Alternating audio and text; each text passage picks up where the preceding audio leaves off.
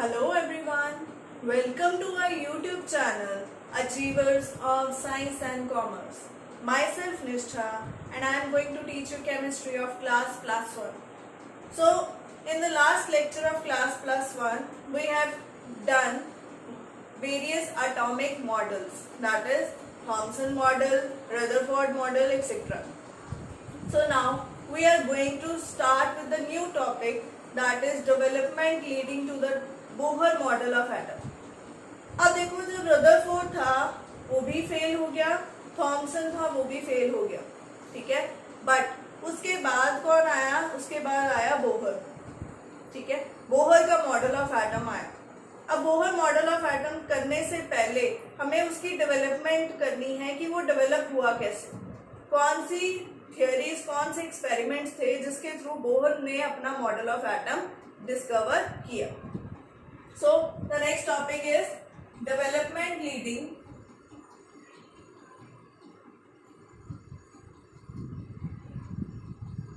to Bohr model of atom.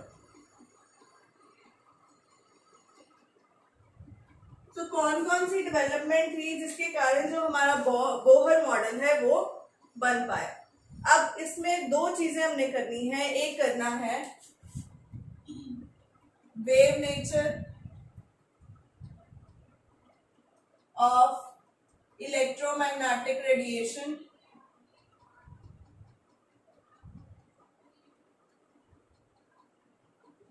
and second is particle nature of electromagnetic radiation. So wave nature and particle nature इनको discuss करेंगे हम कि किस तरह से वेव नेचर शो करती है इलेक्ट्रोमैग्नेटिक रेडिएशन, किस तरह से पार्टिकल नेचर शो करते हैं। अब ये करने से पहले हमें पता होना चाहिए वेव क्या होती है, what is a wave. So let us discuss wave motion.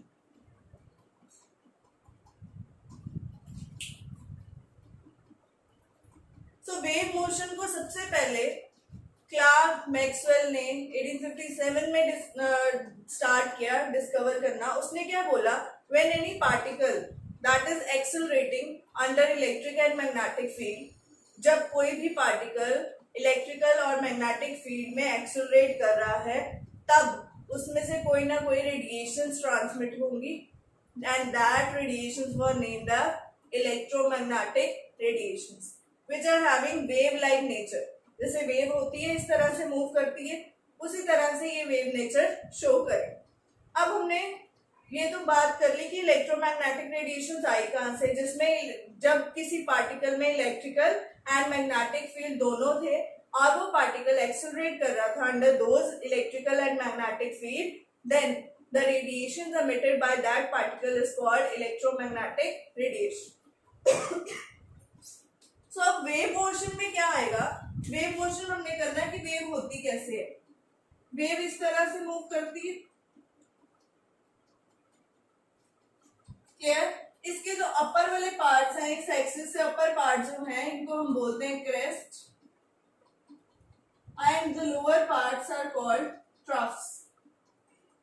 इनको क्या बोलते हैं? Troughs. And the distance between the two consecutive crest or two consecutive troughs is called lambda, that is wavelength. So wavelength की definition यहाँ से क्या आई? The distance between the two adjacent crests or adjacent troughs is called wavelength. That is represented by lambda. And one thing more, this height is called amplitude. So this height is the amplitude. The amplitude of the wave is the maximum height to which the crest or trough can move. So that is the amplitude, जिसको हम capital A से represent करते हैं। So wave जो है, suppose हमने thread लिया, thread को एक जगह से टाई अप कर लिया, एक जगह से हम उसको मूव कर रहे हैं। So you will see इस तरह से थ्रेड मूव करेगा। So वो किस तरह का नेचर शो करेगा? Wave nature, wave like motion show करेगा। Clear? So this is the wave motion. अब हम बात करते हैं कि वेव की कैरेक्टरिस्टिक्स क्या है, what are the characteristics of the wave. So next topic is of wave.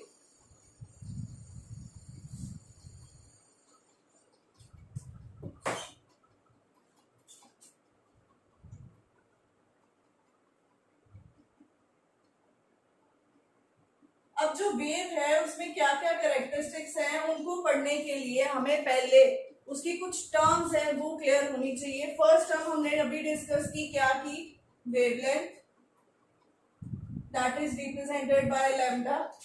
Clear?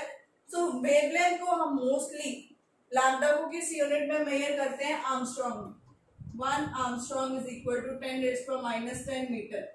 So we generally measure wavelength in the form of Armstrong, that is a very small unit. Length ही है ना ये, तो length का unit metre भी हो सकता था, but meter is a bigger unit, so that's why we use Armstrong. Second thing we have discussed is amplitude, that is represented by capital A. Clear? So now third, that is frequency. Frequency is representing by letter nu. Small V-like structure that is called nu. अब ये क्या है? Number of waves per second, traveling per second,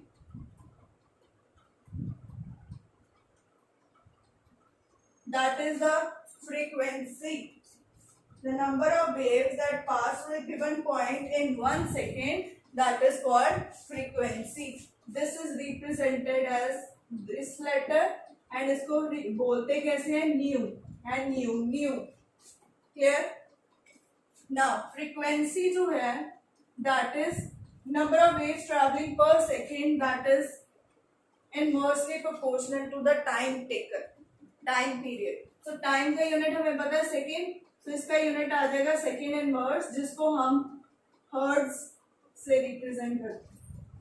तो second inverse is hertz. So 1 hertz means, hertz का symbol H है, 1 cycle पर second. 1 hertz means 1 cycle पर second. Clear? So this was the frequency of the wave. Now next is velocity. Small v से represent करना.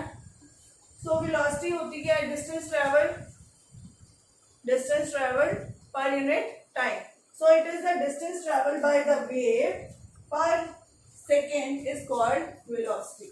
So distance travel, अब distance कह लो, displacement कह लो. Distance हम किस केस में लेते हैं? स्पीड के केस में. एंड डिस्प्लेसमेंट किस केस में लेंगे? वेलोसिटी के केस में, क्योंकि इसमें डायरेक्शन भी आएगी, सो हम डिस्प्लेसमेंट बोलते हैं. So velocity is equal to, हमें पता है, डिस्प्लेसमेंट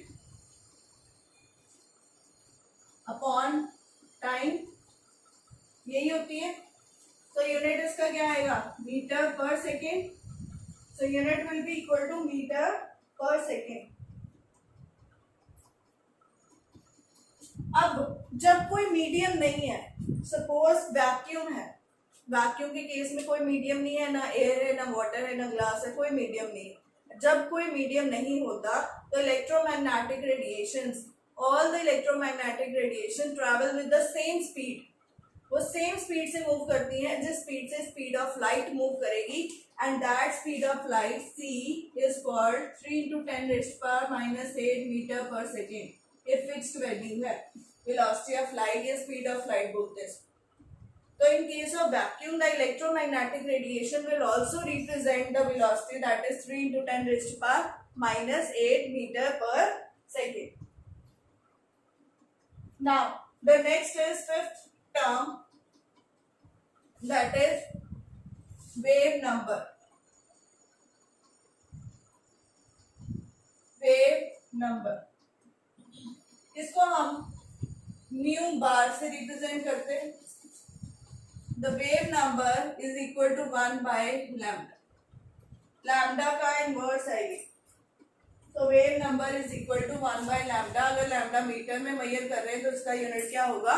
मीटर इनवर्स.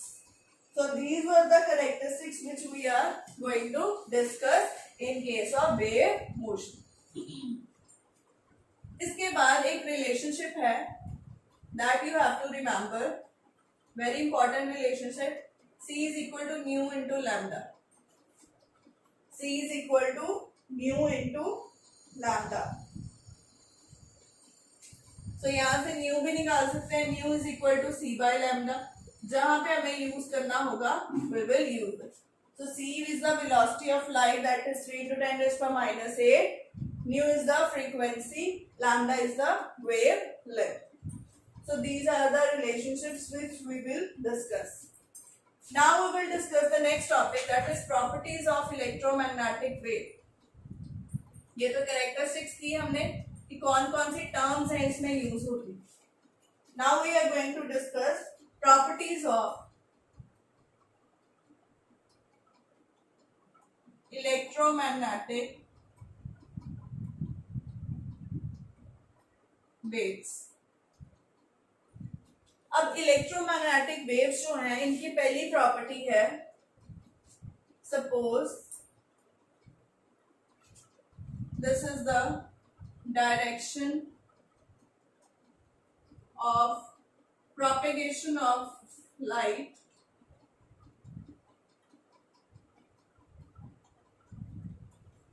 so यहाँ पे suppose this is the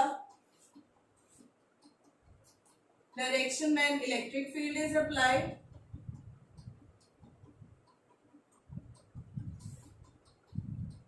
and this will be the direction when magnetic field is applied.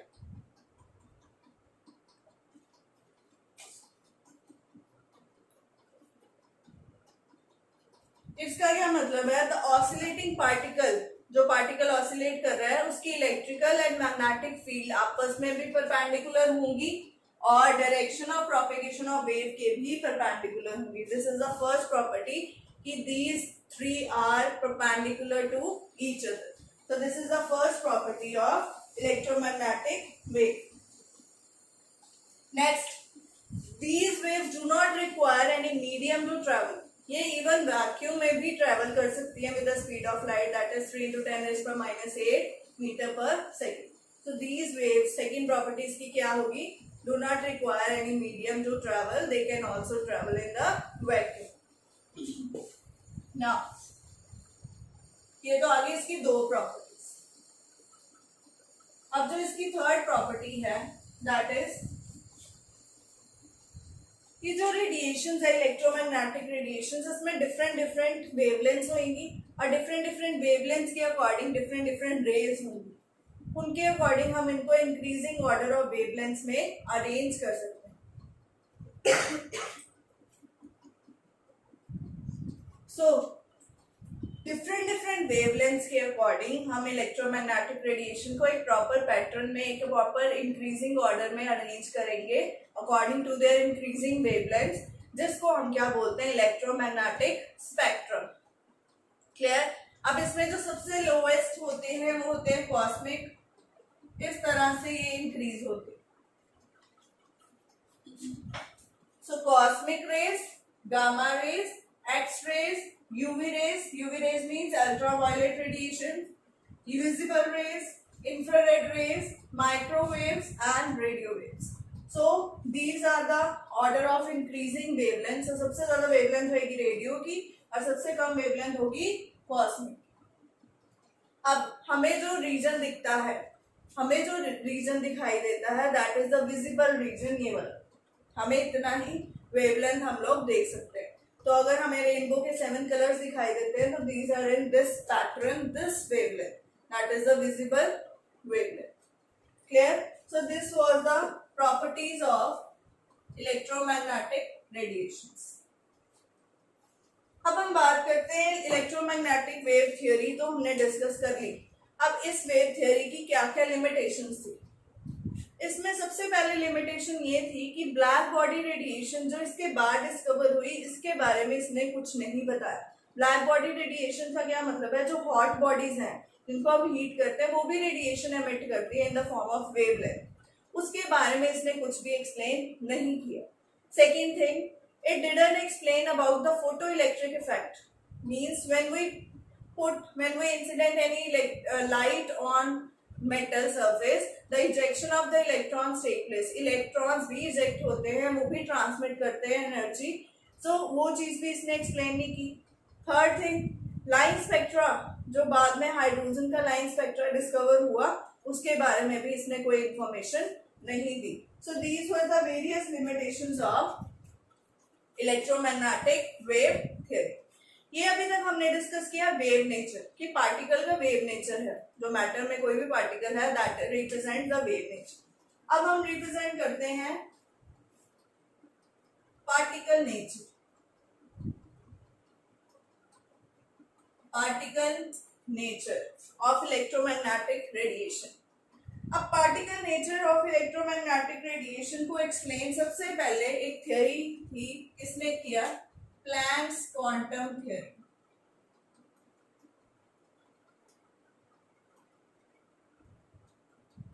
Planks quantum theory. Planck scientist था जिसने क्या बोला कि जो हमारी रेडिएशन है, एनर्जी ट्रांसमिट हो रही है, वो एनर्जी जो होगी in the form of small packets of energy होगी.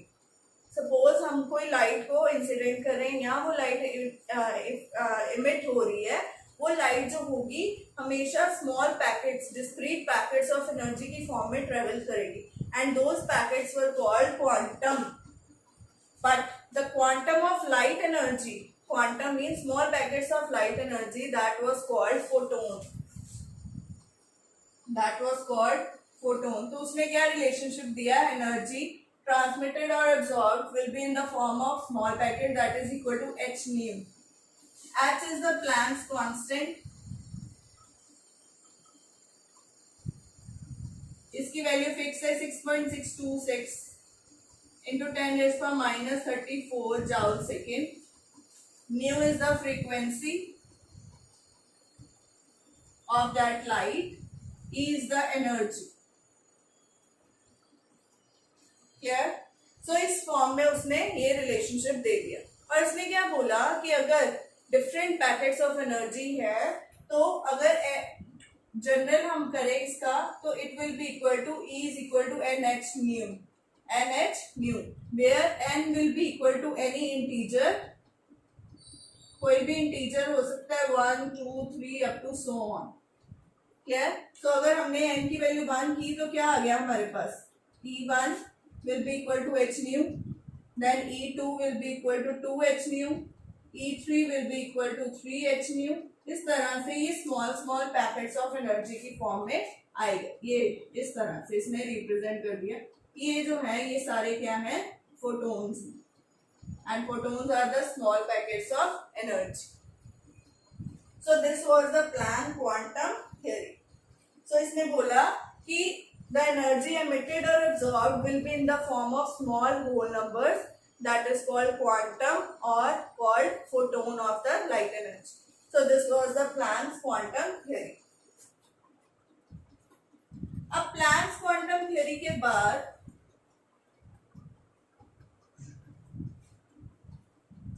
एनर्जी का इसने बोल दिया. अब पार्टिकल नेचर कैसे रिप्रेजेंट हुआ? पार्टिकल नेचर रिप्रेजेंट हुआ किस तरह से?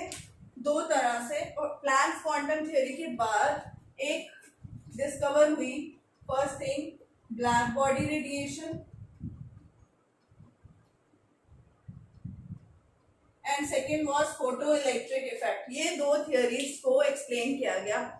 अब ब्लैक बॉडी रेडिएशन क्या है? प्लैंक्स की एनर्जी के रिलेशन के बाद क्या चीज फाइंड आउट की गई कि अगर सपोज हम किसी बॉडी के ऊपर उसको हीट कर रहे हैं, जब उसको हीट करेंगे that will also transmit energy in the form of waves. वो भी वेव्स जनरेट करेंगी, वो भी इलेक्ट्रिकल और मैग्नेटिक फील्ड की जो इलेक्ट्रोमैग्नेटिक वेव्स है वो जनरेट करेंगी. ठीक है? So means when we take a black body, उसने एक ब्लैक बॉडी ली, ठीक है, और उसके ऊपर इंसिडेंट करवाई लाइट, एनर्जी इंसिडेंट करवाई. So it will absorb all the energy and सारी की सारी एनर्जी अपने में एब्जॉर्ब कर लेगी, और जितनी भी उसने ट्रांसमिट करनी है वो सारी ट्रांसमिट कर देगी. सो ब्लैक बॉडी रेडिएशन क्या है? The ideal body that emits or absorb all the radiation that are falling on it, that is called black body. ठीक है, and the radiations which are transmitted from that black body, that was called black body radiation. अब इसने क्या चीज देखी कि अगर हम ग्राफ प्लॉट करते हैं, इधर वेवलेंथ ले लें, इधर हम इंटेंसिटी ऑफ लाइट ले लें, तो पहले क्या होगा, धीरे धीरे ये लाइट बढ़ेगी, जैसे जैसे वेवलेंथ बढ़ेगी ये लाइट इंक्रीज होगी, बट एक मैक्सिमम एक्सटेंट तक इंक्रीज होगी, उसके बाद फिर से डिक्रीज हो जाएगी। सो इस तरह से उसने ब्लैक बॉडी रेडिएशन को एक्सप्लेन किया। अब इसको एक और एविडेंस के साथ उसने बोला कि जब हम किसी बॉडी को हीट करते हैं, तो वो पहले रेड कलर शो करती है because it is the lowest wavelength पे है, ठीक है। देन उसके बाद क्या करती है, धीरे धीरे येलो होती है, फिर ऊपर जाती so means red is having the lowest frequency. एक चीज और यहाँ पे हमने किया, E is equal to H nu, तो एनर्जी एंड फ्रीक्वेंसी जो है वो डायरेक्टली प्रोपोर्शनल है, बट अगर हम बात करते हैं लैम्डा की, so energy and lambda are inversely proportional, तो जिसकी फ्रीक्वेंसी या एनर्जी ज्यादा होगी उसकी लैम्डा की वैल्यू कम होगी। सो जो रेड कलर है, रेड कलर की वेवलेंथ सबसे ज्यादा होती है, सो हाईएस्ट वेवलेंथ। तभी रेड कलर हमें दूर से दिखाई देता है, सिग्नल्स का कलर, डेंजर का कलर वो हम लोग दूर से देख सकते हैं, क्यों, क्योंकि इसकी वेवलेंथ जो है वो हाईएस्ट होती है। अब अगर इसकी वेवलेंथ हाईएस्ट है, इट मींस इसकी फ्रीक्वेंसी क्या है, लोएस्ट।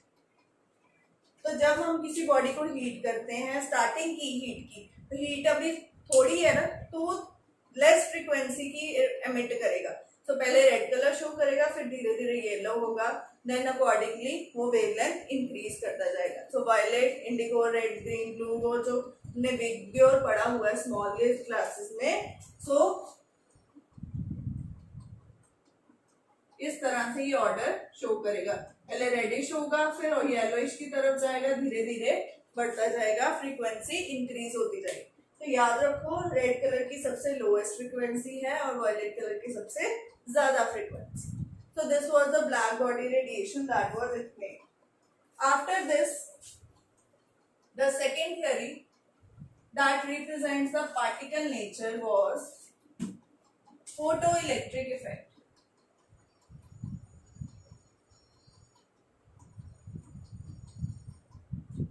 So photoelectric effect क्या है? Photoelectric effect means, suppose we take here a metal plate, metal surface, and when we pass any photon of light incident on this metal surface, what will you see? The photon will transfer the energy to the electron that is present in this metal. वो सारी की सारी energy अपनी इसको transfer करेगा, इसको electron को, और वो इलेक्ट्रॉन को इतनी एनर्जी मिल जाएगी कि वो वापस इजेक्ट हो जाएगा यहाँ से। सो मतलब ये क्या हुआ, स्ट्राइक किया ना, strike means particle nature show कर रहा है। So the photoelectric effect is the process in which the ejection of electrons take place when the light of particular energy, particular frequency is incident on any metal surface. So this was the photoelectric effect. अब जितनी ज्यादा intensity या frequency ज्यादा होगी, जितनी ज्यादा fall कराएंगे, उतने ही इजेक्शन ऑफ इलेक्ट्रॉन्स ज्यादा होंगे इस केस, ठीक है। तो energy of striking photon is equal to energy of striking photon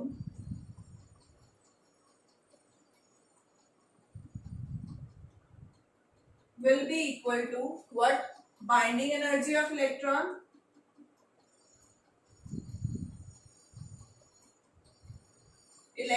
की बाइंडिंग एनर्जी प्लस इसमें जो उसकी काइनेटिक एनर्जी आएगी वो भी ऐड होगी। So kinetic energy of ejected electron.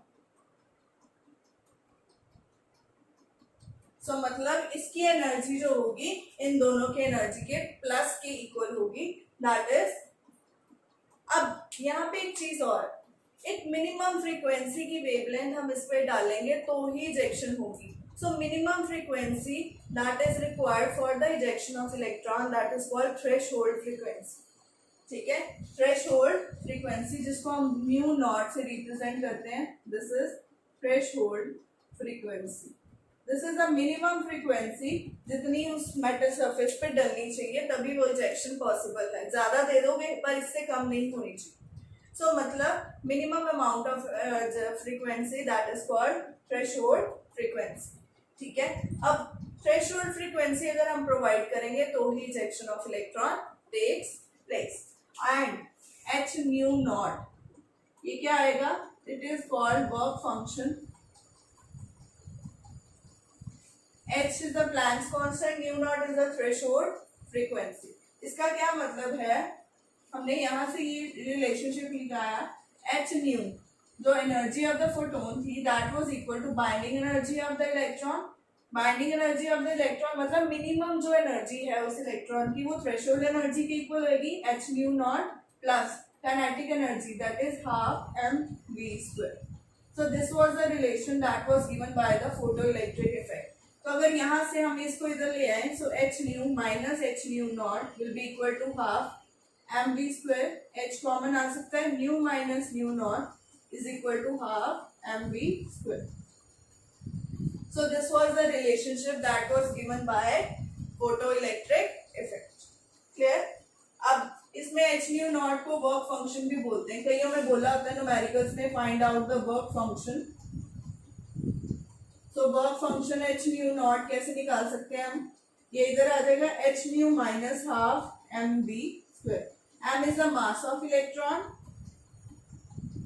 v is the velocity of electron. Clear? So इस तरह से हम वर्क फंक्शन कैलकुलेट कर सकते हैं. क्लियर हो गया? सो यहाँ तक हमने कर लिया. क्या किया? पार्टिकल नेचर और वेव नेचर.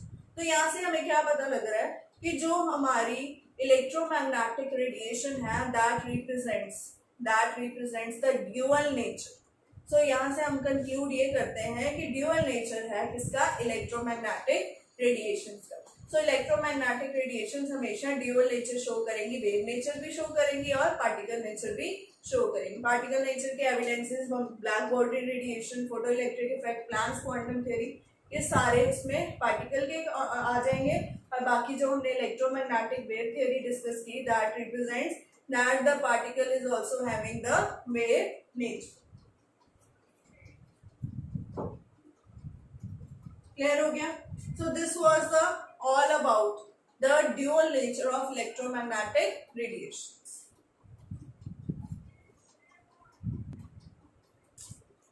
अब हम डिस्कस करते हैं एविडेंस कि क्वांटाइज्ड एनर्जी लेवल्स हैं, क्वांटाइज्ड है, फोटोन्स हैं, क्वांटम ऑफ एनर्जी है, उसका क्या एविडेंस है, क्या प्रूफ है. So heading is evidence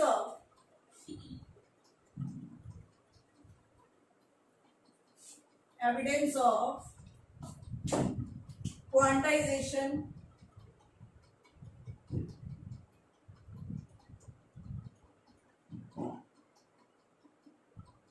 of energy. अब देखो इसमें हमने बेसिकली क्या डिस्कस करना है? एटॉमिक स्पेक्ट्रा कि जो एटम है उसका किस तरह का स्पेक्ट्रा आता है. अब जो एटम है उसका दो तरह से स्पेक्ट्रा हम डिस्कस करते हैं. एक हम करते हैं emission spectra. Spectra means spectrum का plural, and the second is absorption spectrum.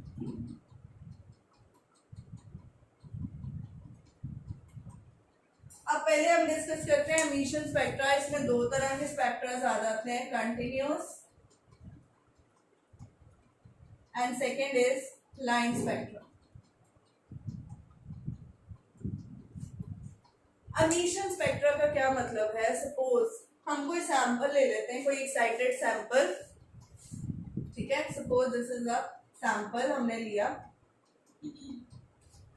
यहाँ से रेडिएशन एमिट हुई, ये एक्साइटेड था तो इसने रेडिएशन एमिट की। यहाँ से हमने एक प्लेट रखी, लेड की प्लेट ले लो, उसके थ्रू ये बीम जो है पास हुई, ये बिल्कुल फाइन बीम आएगी। फिर हमने इसको पास किया through prism. When we pass it through prism, it will transmit into different bands of color which can be obtained on the screen. इस स्क्रीन के ऊपर हमें डिफरेंट बैंड्स ऑफ कलर जो होंगे वो दिखाई देंगे। अब ये किस तरह से होंगे, सपोज इस तरह से है, तो मतलब यहाँ पे ये बैंड्स, अलग अलग बैंड्स दिखाई दे रहे हैं, कलर्स के डिफरेंट बैंड्स दिखाई दे रहे हैं। अब ये दो तरह के बैंड्स आएंगे, यहाँ तो आएंगे कंटिन्यूअस या आएंगे लाइन स्पेक्ट्रा। लाइन स्पेक्ट्रा किस तरह से आएगा, जब प्रॉपर लाइंस में हम इसको शो करें। पर जो हमारा कंटिन्यूअस स्पेक्ट्रा है उसमें जस्ट कलर्स एक दूसरे के ऊपर ओवरलैप होंगे, कोई एनर्जी लेवल का गैप नहीं होगा। जैसे आपने रेनबो देखा है, रेनबो में क्या होता है, 7 कलर्स इकट्ठे होते हैं, बीच में कोई गैप नहीं दिखाई देता, they are overlap to each other. So अगर तो अलग अलग लाइंस आए तो हम बोलेंगे लाइन स्पेक्ट्रा शो कर रहा है, और अगर डिफरेंट डिफरेंट कलर बैंड्स आए तो हम बोलेंगे क्या शो कर रहा है, कंटिन्यूअस स्पेक्ट्रा। अब यहाँ पे बीच में डार्क स्पेसेस होती है। अब डार्क स्पेसेस का क्या मतलब है, वो डार्क स्पेसेस की एनर्जी जो है उसने एब्जॉर्ब कर ली और बाकी की सारी एमिट कर दी। तो ये जो है एमिटेड एनर्जी जो होगी वो होगी that is in the form of photon, that is called quantization of energy.